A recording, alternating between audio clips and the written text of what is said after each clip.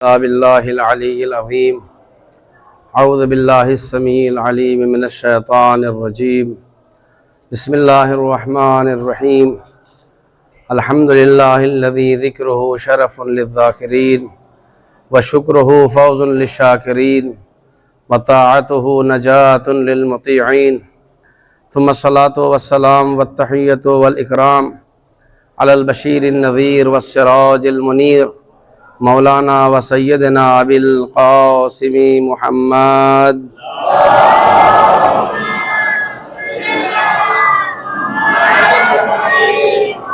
وعلى اہل بیتہ الطیبین الطاہرین المعصومین المظلومین ولعنۃ اللہ علی اعدائہم اجمعین من الآن الی قیام یوم الدین. اما بعد فقد قال اللہ سبحانہ الحکیم فی کتابہ الکریم. بسم اللہ الرحمن الرحیم. هل اتى على الانسان حین من الدہر لم یکن شیئا مذکورا. صلوات بھیجئے محمد و آل محمد پر.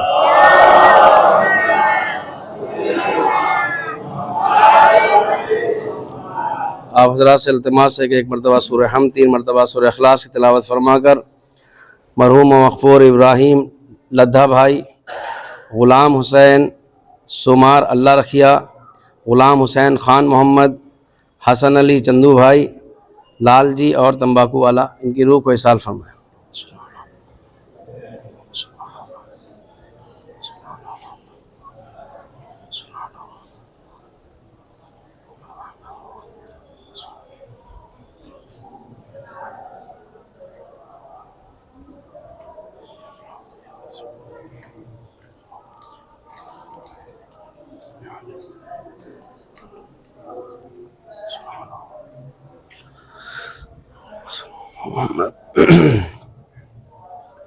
صلوات بھیجئے محمد و آل محمد پر.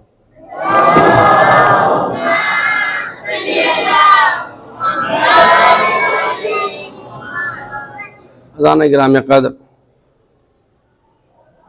چند باتیں آپ حضرات کی خدمت میں جلدی عرض کر دوں کہ کل کی مجلس میں اس مقام تک میں پہنچا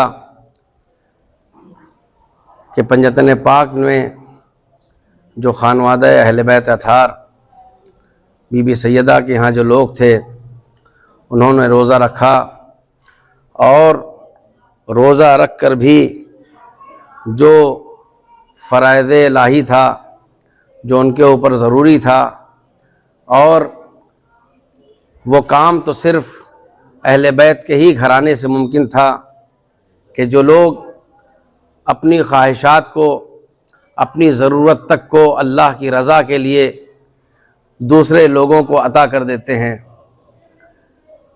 اس میں ایک بحث جو علماء اور فضلاء کے لیے ہے، لیکن میں کوشش کرتا ہوں کہ اگر یہ بات آسانی سے آپ تک پہنچ جائے تو یقیناً ایک عظمت آپ جو اہل بیت اطہار علیہ السلام سے آپ سمجھ سکیں. اس میں جو آیت ہے اس سورہ میں، سورہ دہر میں، وَيُطْعِمُونَ الطَّعَامَ عَلَىٰ حُبِّهِ مِسْكِينًا وَيَتِيمًا وَأَسِيرًا. اس میں جو کہا حُبِّهِ، علماء نے اس میں جو ضمیر ہے، اس میں حُبِّهِ میں ہی لفظ ہے جو ہے وہ ایک ضمیر ہے عربی گرامر میں، کہ اس کو پلٹاتے ہیں اس چیز کی طرف کہ اہل بیت وہ روٹی کھانا تو چاہتے تھے. ظاہر سی بات ہے، دن بھر کی بھوک اور پیاس کے بعد روزہ جو رکھا ہے، روزہ رکھنے کے بعد ایک انسان جب دن بھر بھوکا اور پیاسا رہے گا، اور شام میں افطار کے وقت سامنے شربت رکھا ہوا ہو، تو پھر کیسے ممکن ہے کہ وہ شربت کو پسند نہ کرے؟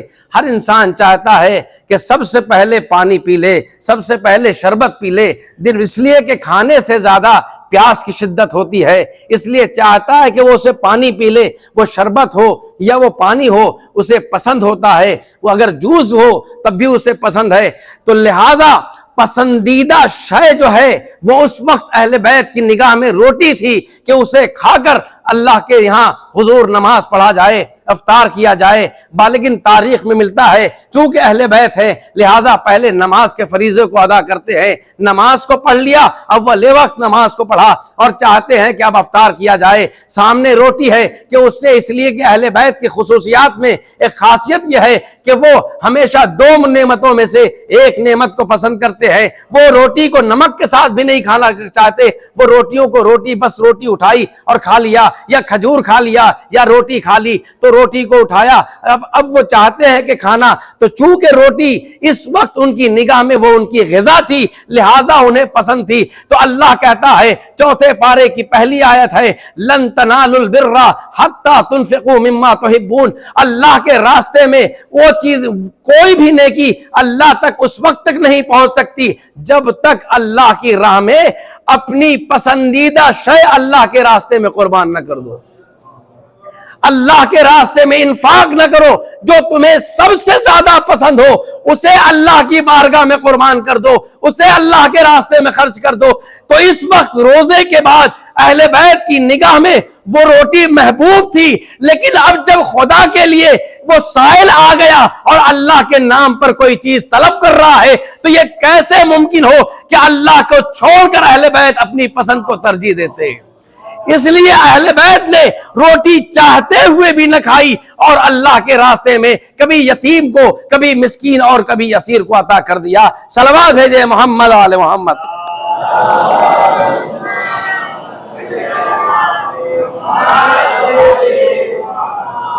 اور عزیزان گرامی، یہ جو آیت ہے حل اتی علی الانسان حین من الدہر لم یکن شیئا مذکورا، تو جب لم یکن شیئا مذکورا کہا اس انسان کے لیے، یعنی یہ انسان ذکر میں نہیں تھا، اس قابل نہیں تھا کہ اس کا ذکر کیا جائے، اللہ کے علم میں تھا لیکن یہ انسان ذکر کے لائق نہیں تھا، لیکن جب ذکر کے لائق بنا تو پھر اس کی بنیاد پستی سے شروع ہوئی۔ اللہ نے کہا کہ اس کو ہم نے مٹی سے پیدا کیا، بعض کہا من صلصال کالفخار، اور مٹی بھی ویسی کہ جو بالکل جمی ہوئی یعنی سنی ہوئی مٹی، اور آپ جانتے ہیں کہ جو چیز جتنی زیادہ خمیر ہو جائے اس سے وہ چیز زیادہ اچھی بنتی ہے۔ آپ کہیں اگر جہاں لوگ، مجھے یہاں تو خیر پورا علاقہ کلمہ پڑھنے والوں کا ہے، لیکن ایسے بھی علاقے ہیں، کبھی آپ چونکہ بنارس وغیرہ میں ہیں اور دوسری جگہ جہاں پر لوگ پتلے بناتے ہیں مٹیوں سے، وہاں آپ دیکھیں گے مٹی کئی دنوں تک وہ لوگ گونتے ہیں تاکہ اس میں زیادہ سے زیادہ لس پیدا ہو جائے۔ تو اس طریقے سے گویا کہ اگر کہا جائے چونکہ مٹی سڑتی نہیں ہے لہٰذا یہ کہنا بہتر نہیں ہے کہ اس کو سڑایا گیا، لیکن اسے بہت زیادہ خمیر، کئی دن تک خمیر کرنے کے بعد، تو اس کے بعد انسان کی ابتدا اللہ کہہ رہا ہے جب ذکر کے قابل ہوا تو اسے ہم نے پستی سے خلق کیا، من ماء مہین، اور ایسے نطفے سے خلق کیا جو یخرج من بین الصلب والترائب، قرآن کہتا ہے وہ سینے اور پیٹ کے ہڈیوں کے درمیان سے نکلنے والے پانی سے ہم نے پیدا کیا۔ تو گویا کہ اللہ بتانا چاہ رہا ہے کہ جب تم لائق ذکر بنے ہو تو ہم نے تمہیں پستی سے اٹھا کر اس مقام تک پہنچایا کہ جب تم تیار ہو چکے تو تمہارے بنانے کے بعد میں نے خود فخر کیا ہے کہ احسن الخالقین، میں بہترین پیدا کرنے والا ہوں۔ غور کیا جانے گرامی کہ اللہ خود کو تعریف اور یہ کریڈٹ لے رہا ہے کہ میں بہترین پیدا کرنے والا ہوں، اور پاک و پاکیزہ ہے وہ ذات کہ جس نے ایسی ذات کو بنا دیا، اور جب بنا چکا تو پھر اللہ کو یہ بات بھی پسند نہ آئی کہ فرشتوں تم تسبیح و تحلیل کرتے ہو، اس کا مطلب یہ نہیں کہ تم خدا کی بنائی ہوئی اس مخلوق پر اعتراض کرو۔ ٹھیک ہے بھائی، تم تسبیح و تحلیل کرتے ہو، رکوع و سجود کرتے ہو، میری عبادت کرتے ہو تو ٹھیک ہے، کرتے ہو، تمہیں بنایا ہی اس لیے، تو کوئی مجھ پر احسان نہیں کہ اب میں کچھ اور بناؤں تو تم یہ کہہ بیٹھو کہ ایسے کو پیدا کر رہا ہے پروردگار جو فساد برپا کرے گا، خون ریزیاں برپا کرے گا۔ اللہ نے کہا خاموش، انی عالم و بالا تعلمون، جو میں جانتا ہوں تم نہیں جانتے۔ انہیں پتا نہیں تھا کہ میں جس ڈھانچے کو تیار کر رہا ہوں اس ڈھانچے میں ایک دن میں نور محمد کو بھیجوں گا۔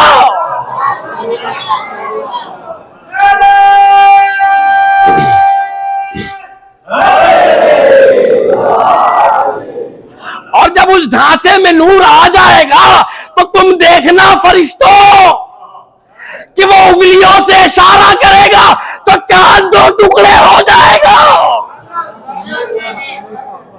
میں اس کے اندر یہ کمال بھی دوں گا۔ اور عزیزان گرامی، بہت سے لوگ ہوتے ہیں معاشرے میں بھی، آپ نے مشاہدہ کیا ہوگا، دیکھا ہوگا کہ فلاں صاحب آئے، کہا فلاں جج بن گئے ہیں، فلاں گھر کا ایک لڑکا جج بن گیا، یا کوئی پولیس کے بہت اعلیٰ عہدے پر فائز ہو گیا، یا کسی گھر سے کوئی مولانا نکل گیا اور بہت قابل، ممکن ہے کہ مجتہد ہو، علامہ ہو جائے۔ تو اب کوئی اس کا بھائی ہو، چاہے سے اسے وضو بھی نہ آتا ہو تو چونکہ ذاتی کمال تو ہے نہیں اس کے اندر، وضو بھی نہیں آتا لیکن بولتا ہمارے بھائی علامہ ہیں، فلاں جو ہے وہ ہمارے بھائی ہیں، فلاں جو ہیں وہ جو جج ہیں وہ ہمارے خالو ہیں، ماموں ہیں، جو بھی ہیں۔ چونکہ ذاتی کمال نہیں ہے، ذاتی کمال انسان کے اندر خود جو ذاتی ہوتا ہے یہ نسبتی کمال ہے، اور یہ وہی لوگ سہارا لیتے ہیں نسبتی کمال کا کہ فلاں ہمارے ماموں ہیں، چچا ہیں، خالو ہیں، کہ جن کے اندر کوئی ذاتی کمال نہیں ہوتا ہے۔ لیکن ہم نے تاریخ میں وہ ایسی بھی ہستیاں دیکھی ہیں کہ جن کے اندر ذاتی کمال بھی تھا، نسبی کمال بھی تھا، جس کو ہم حسب و نسب بولتے ہیں۔ ارے آپ نے بھی دیکھا ہوگا، کفار قریش نے دیکھا کہ ایک بی بی گھر سے نکلی، خانہ خدا میں پہنچی، اور پہنچنے کے بعد اس نے اپنے کو خانہ خدا سے مس کیا، دیوار میں شگاف پیدا ہوا، درار پیدا ہوا، بی بی داخل ہو گئی، ایک وجود دنیا میں آ گیا، وہ علی ابن ابی طالب کی ذات تھی۔ بس یہی سے سمجھنا، علی جو خانہ خدا میں پیدا ہوئے یہ ان کا ذاتی کمال تھا۔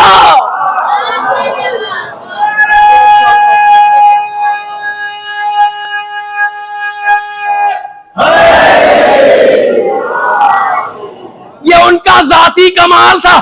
جس کا کمال ذاتی اتنا بلند ہو تو وہی کہہ سکتا ہے کہ جب اپنے سے بڑے کے سامنے آئے تو کہا انا عبد من عبید محمد، میں ذاتی تو اتنا بلند ہوں لیکن جب محمد کے سامنے آئے تو کہا میں محمد کے غلاموں میں سے غلام ہوں۔ یہ ظرف کا کمال ہے۔ اور نسبی کمال علی کا یہ تھا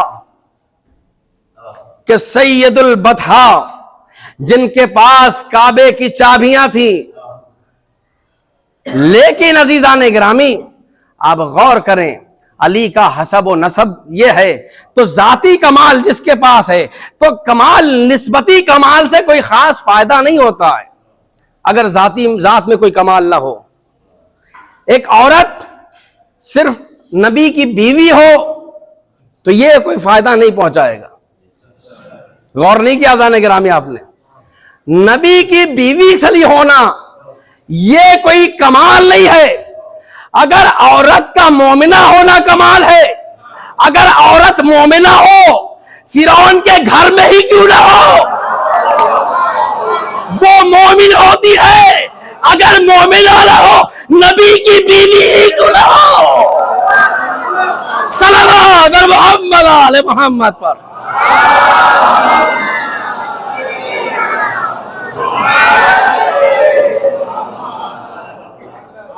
اور کیا زانے گرامی، مومن ہونا شرط ہے، مومنہ ہونا شرط ہے.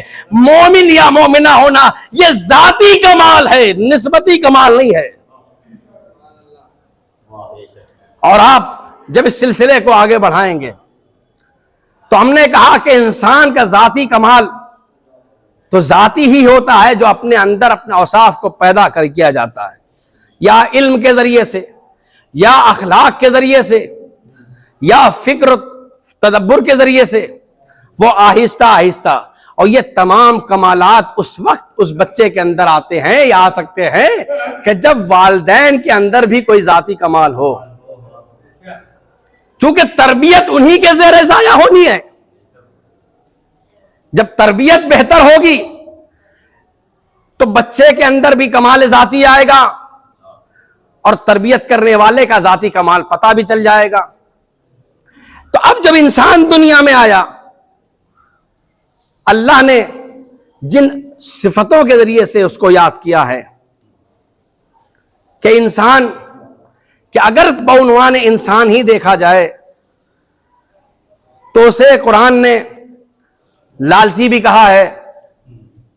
انسان کو کا انسان لالچی ہے، انسان جلد باز ہے، جو چاہتا ہے ایسا چاہتا ہے بس بہت جلدی کر لیا جائے. اور جلدی کا نتیجہ تو عام طور سے دیکھنے کو ملتا ہے کہ جلد بازی میں لوگ چاہتے ہیں بس کٹ مار کے نکل جائیں، اور پتہ چلا کہ کٹ مار کے نکل رہے تھے ادھر سامنے سے کوئی اور گاڑی آ رہی تھی. ہاں تو عزیزان گرامی، تو جلدی کا جو نتیجہ ہوتا ہے ضروری نہیں کہ ہمیشہ اچھا ہو. جو جلدی جلدی کے چکر میں تھے، اس سے پہلے کہ موسیٰ وہاں 40 دن گزار کر چلے آئے تو جلدی جلدی کا کر لیا جائے. ایک جو بہکانے والا، اس نے ایک بچڑے کو ایک گائے کے بچے کو اس نے تیار کر دیا. کہا دیکھو اب تو تمہارے درمیان موسیٰ ہے نہیں کہ تمہیں اس طریقے سے کوئی تبلیغ کرے گا، سمجھائے گا، تمہیں ڈرنے کی کوئی ضرورت نہیں ہے. اور وہاں پر جلدی جلدی اتنا جلدی کیا کہ موسیٰ جب آئے ہیں 40 دن تو بہت زیادہ ہوتا نہیں ہے. یہ اگر مذہبی اعتبار سے، ورنہ 40 سال کا جناب نوح علیہ السلام نے 900 سال تبلیغ کیا ہے، 900 سال تبلیغ کیا ہے، تو یہ کوئی جلدی نہیں ہے. لیکن 40 دن تو بہت جلدی ہے. آئے تو دیکھا سب کچھ بدلا ہوا. جو کچھ محنت کر کے گئے تھے وہ ساری محنت، ایسا ہی ہوتا ہے بعض اوقات. خیر یہاں اکثر مقامات پر ایسا ہوتا ہے کہ 1 سال مولوی جو مسجد کا امام ہوتا ہے وہ 1 سال محنت کرتا ہے، اچھی باتیں بتاتا ہے، اچھے اخلاق سکھاتا ہے، احکام بتاتا ہے، عقیدوں میں درستگی پیدا کرتا ہے. وہ ساری چیزیں کرنے کے بعد اس کو آہستہ آہستہ کرتے 1 سال 2 سال 4 سال لگتے ہیں.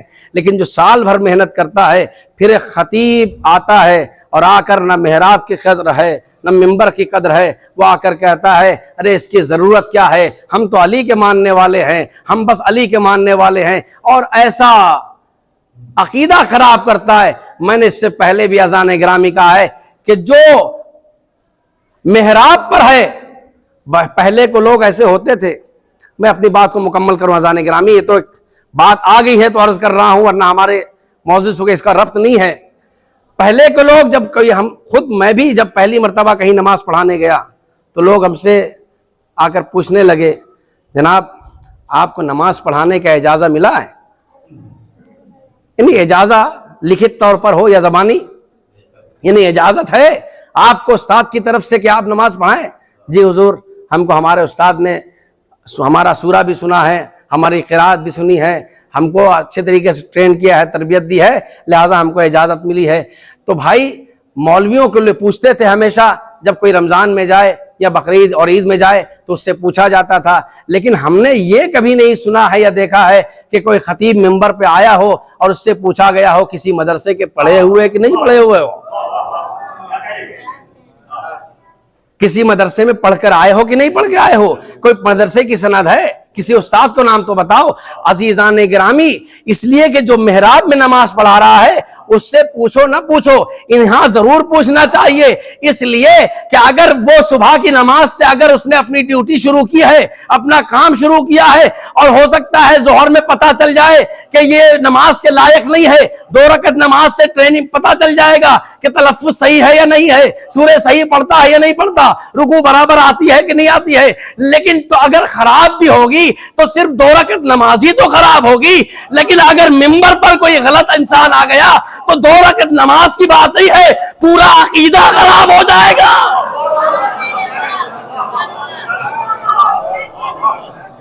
اور مولانا موجود ہے, نماز فقہ اصغر ہے اور یہ عقیدہ فقہ اکبر ہے.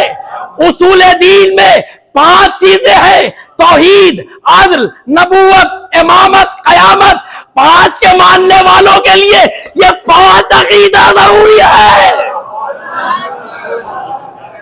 اور 3 کو ماننے والوں کے لیے صرف 3 عقیدہ ضروری ہے. اس لیے ہم 5 کے قائل ہیں, وہ 3 کے قائل ہیں. صلوات بھیجیں محمد آل محمد پر.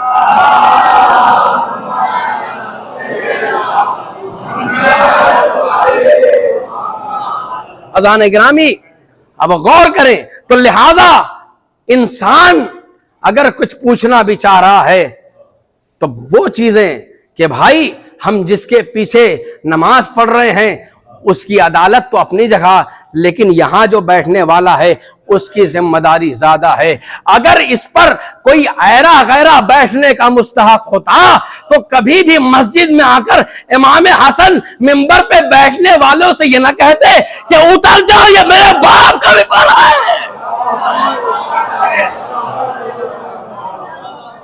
میرے باپ کے منبر پہ تو کیا کر رہا ہے. اور عزیزانہ گرامی, اس کو جو یہ ذمہ داری اتنی ہے کہ بہلول دانا ہے, بہلول دانا تخت پر بیٹھے ہوئے ہیں. کس کے تخت پر بیٹھے ہیں؟ بادشاہ کے تخت پہ بیٹھے ہوئے ہیں. وہ آتا ہے اور دیکھتا ہے حاکم, کیا رے بہلول تمہاری مجال کہ تم میرے تخت پہ بیٹھے ہوئے ہو, کہا غصہ کیوں کرتے ہو, کہا میری جگہ پر بیٹھے ہوئے ہو تو مجھے غصہ نہیں آئے گا. کہا اچھا, میں تھوڑی دیر تیری جگہ پر بیٹھ گیا, تجھے اتنا غصہ آ رہا ہے, تو اہل بیت کی جگہ پہ بیٹھا ہوا ہے. یہاں کھڑا ہوا علی, ابو الحسن آپ جو کچھ بیان کر رہے ہیں وہ سب کا عالم میں بھی ہوں. تو کہا اچھا. علی نے وہیں سے ہاتھ کو بڑھایا, اور بڑھانے کے بعد ہاتھ کو جب کھینچا مٹھی بند تھی, کہا بتا کہ اس میں کیا ہے. تو اس نے تھوڑا سا فکر کیا اور کہا اس میں فلاں فلاں پرندے کا ایک انڈا ہے. تو کہا, مولا نے کہا کہ یہ تو تم نے سچ کہا ہے, لیکن اب یہ انڈا لے اور جہاں سے میں لایا ہوں وہیں پر اٹھا کے رکھ دے. کہا علی یہ کمال تو میرے اندر نہیں, اس کا علم نہیں. تو علی نے کہا سن, جہاں تک تیرا علم شروع ہوتا ہے وہاں تو علی کے ہاتھ پہنچتے ہیں.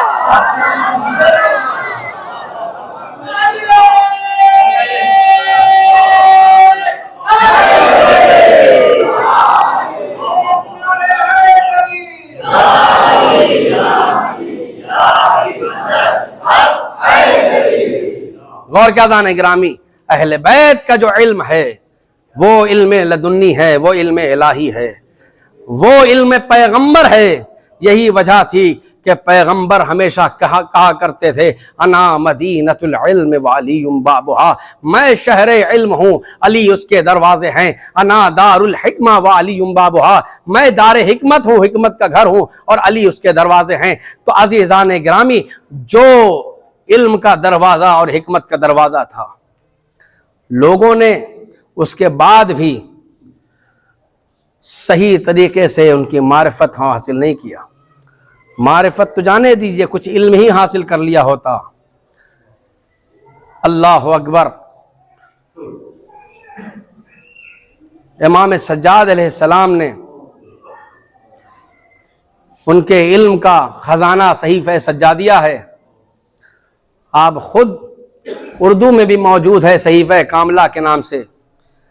ایک شیعہ کے گھر میں، اہل بیت کے چاہنے والے کے گھر میں کم سے کم قرآن کے ساتھ ساتھ نہج البلاغہ اور صحیفہ کاملہ بھی ہونا چاہیے، اور اس سے پڑھ کر اپنے بچوں کی تربیت کریں۔ عزیزان گرامی، وہ بہترین تربیت کرنے والی کتاب ہے، اس سے فکر کی تربیت بھی ہوتی ہے، اخلاق کی تربیت بھی ہوتی ہے۔ عزیزان گرامی، سید سجاد نے ایسے ایسے ان میں دعاؤں میں جملے کہے ہیں، اور دعاؤں میں کیا، سید سجاد کے خطبات تو آپ سنتے رہتے ہیں۔ ایک خطبہ جو شام میں دیا تھا، ایک خطبہ کوفے میں دیا ہے۔ عزیزان گرامی، ان خطبات کو پڑھیں، اور ایک مکالمہ ابن زیاد سے ہے کہ جس میں میں چند کڑیاں اس کے آپ کے حوالے کروں، ایک مصائب سے متعلق ہے، تو لہٰذا آپ خود غور کریں کہ جناب امام سجاد کیوں کہا کرتے تھے الشام الشام الشام۔ اب غور کریں عزیزان گرامی، ایک مرتبہ ابن زیاد سے کہتے ہیں کہ ابن زیاد، تو نے میرے بابا کو بے جرم و خطا قتل کروا دیا، جبکہ تم کوئی خون کا بدلہ بھی تو نہیں رکھتے تھے۔ تو ابن زیاد نے کہا، یہ جنگ بدر کا بدلہ ہے جو تم سے تمہارے بابا سے لیا گیا۔ اور یہ مکالمہ چلتا ہی رہا، یہاں تک کہ ابن زیاد غضبناک ہو کر کہتا ہے، اپنے کہ اسے قتل کر دو، اس بیمار کو لے جا کر قتل کر دو۔ جیسے یہ سننا تھا کہ بی بی زینب ڈر گئیں، اور آنے کے بعد سید سجاد سے لپٹ گئی، اور حاکم سے کہتے، ابن زیاد یہ تو کیا کر رہا ہے، تو نے میرے بھائی کو قتل کر دیا، میرے بچوں کو قتل کر دیا، لیکن یہ تو بیمار ہے، ارے بیڑیوں میں جکڑا ہوا ہے، ارے گلے میں خاردار توق ہے، تو پھر اسے کیوں قتل کرنا چاہتا ہے؟ ارے اگر قتل ہی کرنا ہے تو مجھے بھی اس کے ساتھ قتل کر دے۔ لیکن عزیزان گرامی، جب یہ بی بی زینب کے جملوں کو ابن زیاد نے سنا ہے تو اس نے اس کا غصہ تھوڑا ٹھنڈا ہوا، کہا اسے بیڑیاں پہناؤ اور قید خانے میں لے جا کر قید کر دو۔ عزیزان گرامی، جناب سید سجاد ہیں، وہ جب بھی ان سے پوچھا جاتا تھا مدینے میں کہ مولا یہ پورے سفر میں کربلا سے کوفہ اور کوفے سے شام تک کہاں آپ کو سب سے زیادہ اذیت ہوئی ہے، تو مولا شام شام کہتے تھے۔ عزیزو، شام اس پورے سفر میں تو بیبیاں بے مخنہ و چادر تھی، یہ تو اذیت ناک تھی ہی بات مولا سجاد کے لیے، لیکن جو شام کہتے ہیں، مولا نے کہا مجھے میرے ساتھ ایک غلام جیسا سلوک کیا گیا ہے، اسی لیے مجھے شام ہمیشہ یاد رہ گیا۔ وہ کیسا سلوک ہے، بس عزیزو ملاحظہ کرے، زحمت تمام ہے۔ ایک مرتبہ مولا کہتے ہیں کہ عرب میں ایک دستور تھا کہ کسی آقا کا کوئی غلام اگر بھاگ جاتا تھا اور بعد میں اسے پکڑ کے لایا جاتا تھا تو آقا اسے لے جا کر بھرے بازار میں بیچ میں لے جا کر اسے چھوڑ دیتا تھا، اسے بیٹھا دیتا تھا۔ اب جتنے بھی بازار سے گزرنے والے ہوتے تھے، کوئی اس کے بال نوچتا تھا، کوئی اسے تماچے مارتا تھا، کوئی اسے لاتوں سے مارتا تھا۔ سید سجاد کہتے ہیں مجھے بھی لا کر ایسے ہی بازار شام میں چھوڑ دیا۔ اب کوئی جو بھی وہاں سے گزرتا تھا وہ میرے بال نوچتا تھا، کوئی مجھے تماچے مارتا تھا، کوئی مجھے لاتوں کا نشانہ بناتا تھا۔ بس اتنا نہیں، ارے کتنے ایسے ہوتے تھے جو مجھ پر تھوک کر چلے جاتے تھے۔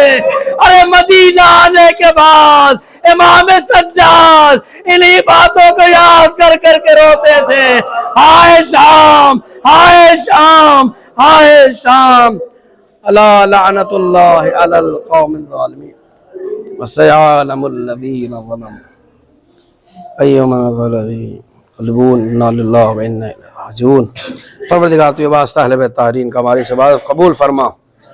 اے اللہ، جتنے لوگ موجود ہیں ان کے تمام تر جائز مناجات کو قبول فرما۔ پروردگار تو یہ واسطہ اہل بیت طاہرین کا ہم سب کی پریشانیوں کو دور فرما۔ میرا اللہ، ہمیں زیادہ سے زیادہ بہترین طریقے سے عزائے حسینی منانے کی توفیق عنایت فرما۔ پروردگار ہم سب میں ایک دوسرے سے بھائی چارگی، محبت، میل محبت پیدا فرما۔ پروردگار تو یہ واسطہ اہل بیت طاہرین کا اپنے آخری حجت ہمارا آخری امام کے ظہور میں تعجیل فرما، ہم سب کو ان کے اعوان و انصار میں شمار فرما۔